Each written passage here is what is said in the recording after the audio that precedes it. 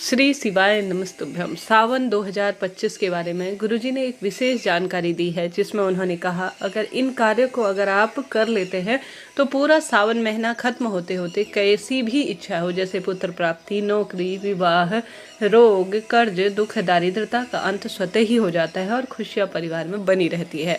वह कौन कौन से कार्य हैं आइए जानते हैं। परंतु मासिक धर्म में सूतक पातक की स्थिति में और साथ ही कहीं घर से बाहर जाना होता है तो कैसे इन नियमों का आपको पालन करना चाहिए, यह भी आपको इस वीडियो में जानने को स्वतः ही मिल जाएगा। तो आपको यह वीडियो पूरा देखना चाहिए ताकि आपके मन की कामना सिद्ध हो जाए। जैसा कि आप जानते होंगे, इस वर्ष 2025 में 11 जुलाई 2025 से सावन का महीना शुरू होने जा रहा है।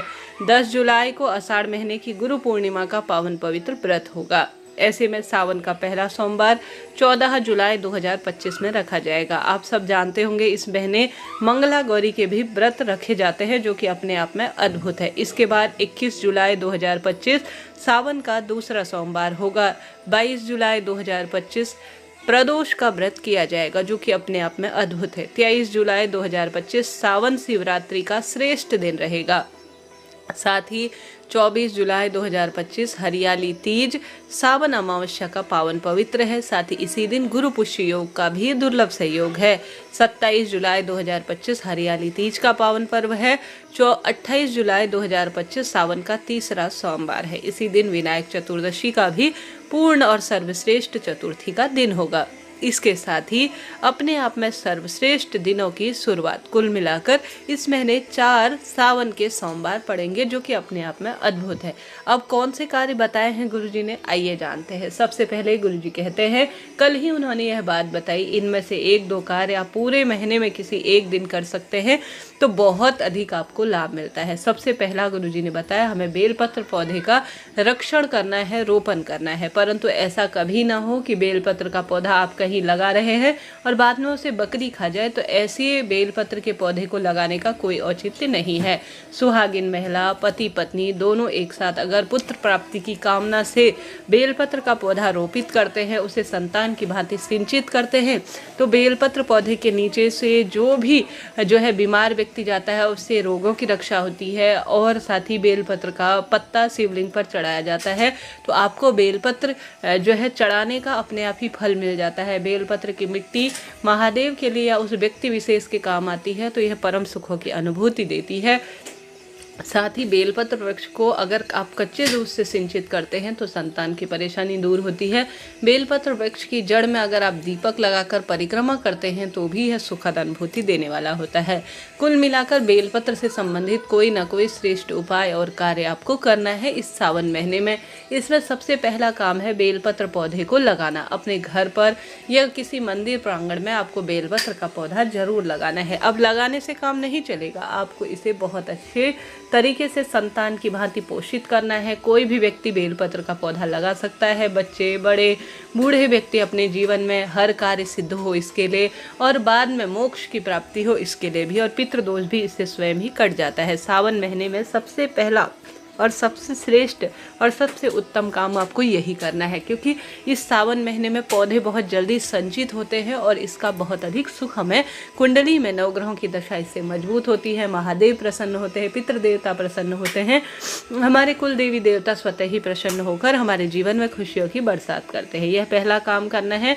दूसरा, आपको 2 लोटा जल का नियम लेना है। इस सावन महीने में पहले दिन से आप सावन महीने के अंतिम दिन अर्थात 9 अगस्त 2025 जिस दिन सावन पूर्णिमा होगी, जिस दिन विशेष रक्षाबंधन का दिन होगा, उस दिन तक आपको यह नियम लेना है कि कोशिश तो करनी है कि आपको 1 लोटा जल एक हाथ में लेना है, दूसरा लोटा जल दूसरे हाथ में लेना है, और इसे अपने महादेव के मंदिर में या आपके घर के मंदिर में जो भी शिवलिंग विराजित है या आप पार्थिव शिवलिंग पूजा करते हैं तो उसमें आप नियम बांध लीजिए कि आपको दोनों लोटों से 1 लोटा जल एक में, 1 लोटा जल एक में, अपने हाथों से शिवलिंग पर श्री शिवाय नमस्तुभ्यम महामंत्र का जाप करते हुए जरूर से जल चढ़ाना है। इसका परम तत्व कावड़ जल के समान माना गया है, अर्थात दोनों लोटे जल आप एक साथ शिवलिंग पर चढ़ाते हैं तो कावड़ जल समान ही यह तुरंत फल देने वाला कार्य माना जाता है। तो इस कार्य को आपको जरूर से करना है। तो यह दूसरा कार्य आप जरूर करें सावन महीने में। अब बात कर लेते हैं एक बेलपत्र तोड़ने से संबंधित नियम के बारे में। गुरुजी जैसे कि हम सभी को हमेशा कहते हैं कि बेलपत्र, इस बार उन्होंने एक विशेष जानकारी दी कि जब आप बेलपत्र तोड़ेंगे तो आवश्यक रूप से ओम नमः शिवाय इस मंत्र का जाप करें। एक बार आपने जो है जब बेलपत्र पेड़ से अलग करेंगे तब आप सभी को ओम नमः शिवाय बोलना है। जब बेलपत्र की डंडी आप सभी जैसे शिवलिंग पर चढ़ाते हैं उस समय डांड अगर आप तोड़ते हैं तब भी आपको ओम नमः शिवाय इस मंत्र का जाप करना है। बेलपत्र शिवलिंग पर चढ़ाते हुए भी आप ओम नमः शिवाय जरूर बोलें। इससे शिव मंत्र गुरुजी कहते हैं सिद्ध हो जाता है और आपको बेलपत्र तोड़ने का कोई दोष नहीं लगता है। और आप सभी अगर यह मनोकामना कहते हुए कि हे महादेव के ही स्वरूप बेलपत्र, हे माँ गौरी मेरे साथ आप चले और मेरे दुखों का निवारण करें, ऐसी प्रार्थना करते हुए शिव मंदिर में बेलपत्र चढ़ाते हैं, नमः शिवाय ओम मंत्र का ज़्यादा से ज़्यादा जाप करते हुए, तो आपके कार्य सिद्ध हो जाते हैं। तो इस कार्य को भी आप कर सकते हैं। यह भी अनंत गुना लाभ देने वाले कार्यों में से एक माना जाता है। तो यह आपको कार्य करना है। 2 लोटा जल की हमने बात कर ली, बेलपत्र तोड़ने और लगाने की बात कर ली। इसके बाद जो गुरुजी कहते हैं आप सावन महीने में एक और नियम ले सकते हैं, वह है रोज एक पुष्प चढ़ाने का। कोशिश करें, आपके घर के मंदिर में फूल इन दिनों खूब मिलने लगे हैं तो एक फूल आप शिवलिंग पर जरूर चढ़ाएं। दूसरा आप नियम ले सकते हैं एक बेलपत्र रोज शिवलिंग पर चढ़ाने का। यह तो बहुत सुंदर नियम है।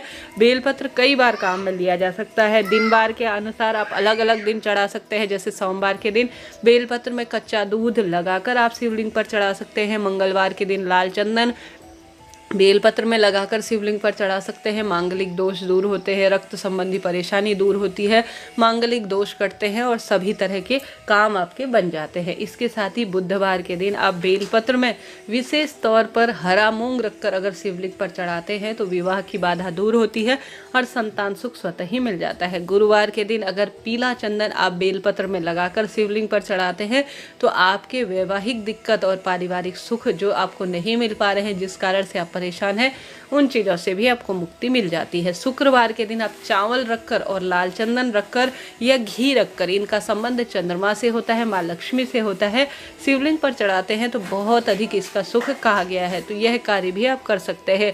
शनिवार के दिन अगर बेलपत्र में आप सरसों का तेल, काला तिल या आप लौंग या काली मिर्च रखकर शिवलिंग पर चढ़ाते हैं तो इसका भी शनि राहु संबंधी और पितृदोष संबंधी परेशानी से मुक्ति मिलती है। साथ के साथ रविवार के दिन आप अगर शिवलिंग पर जल चढ़ा रहे हैं और बेलपत्र चढ़ा रहे हैं तो गेहूं के साथ बेलपत्र चढ़ाते हैं तो भी अनंत सुखों की प्राप्ति में सहायक माना जाता है। तो इस कार्य को भी आप कर लीजिएगा। यह भी बहुत अधिक सुखद अनुभूति देने वाले कार्यों में से एक माना जाता है। तो इस कार्य को आप करें, लाभ तो आपको मिलता ही है।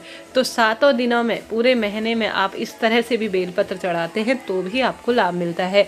तो एक बेलपत्र का नियम आप ले सकते हैं इस महीने। एक जो है सफ़ेद फूल या पीले फूल का नियम ले सकते हैं। एक गुरुजी ने इस सावन महीने में और नियम बताया है, वह है शिव मंदिर की साफ सफाई।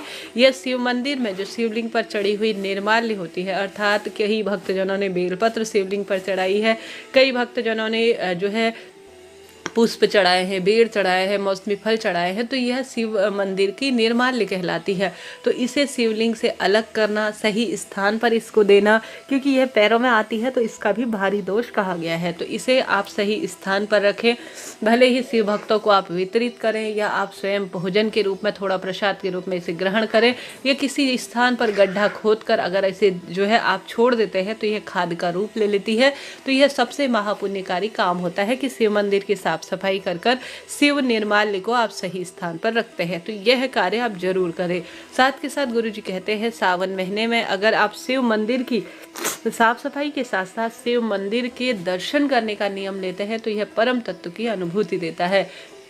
अगर शिव मंदिर की जो है आप दर्शन नहीं कर सकते हैं तो आते जाते आप प्रभु का नाम मंत्र स्मरण करते हुए शिव मंदिर के शिखर दर्शन करते हैं और भगवान के नाम जाप को प्राथमिकता देते हैं तो यह आपके कार्य की सिद्धि के लिए बहुत सुंदर उपाय कहा गया है। तो इस कार्य को भी आप कर सकते हैं। यह भी लाभ ही लाभ देने वाला होता है। तो इन कार्यों का आप नियम ले सकते हैं। हालांकि कार्य तो कई हैं, जैसे कि पिछले साल की कथा में गुरुजी ने कहा है पूरे सावन महीने में आप यह नियम ले सकते हैं कि 108 दाने शिवलिंग पर चढ़ाए चढ़ाएंगे। 108 आप फूलों से शिवलिंग का श्रृंगार करेंगे। पूरे महीने पार्थिव शिवलिंग का पूजन करेंगे। यह अलग अलग नियम है, यह जो अलग अलग तरीके से किए जाते हैं। अब प्रश्न आता है कि मासिक धर्म की स्थिति में हमारा नियम टूट जाता है तो हम क्या करें। तो ऐसे में देखिए, मासिक धर्म तो अपने हाथ में है ही नहीं। आप जितने दिन कर पाए, जितना दिन कर पाते हैं, जितना स्वरूप में कर पाते हैं, जिस तरह से कर सकते हैं, जितना आपके हाथ में है उतना आप कर सकते हैं। जितने दिनों के लिए आपको कहीं बाहर जाना है, या मासिक धर्म की 5-7 दिन नियम में आप बद्ध जाते हैं, तो आप वहीं पर रुक जाइए।